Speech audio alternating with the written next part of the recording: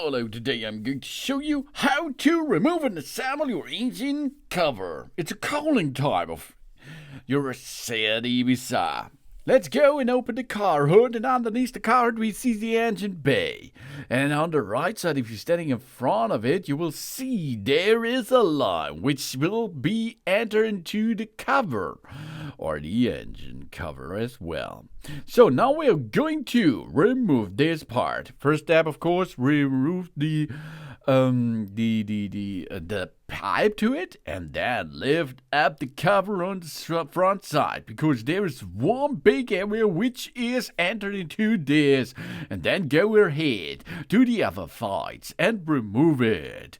So you can see there are 3 points where this system is be locked into it.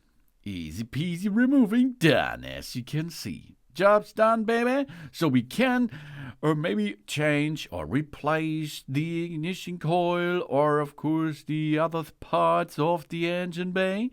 And there it is. We are going to reassemble now the cover again. Get it on top on the alignment with these parts and push it down until you hear a click sound.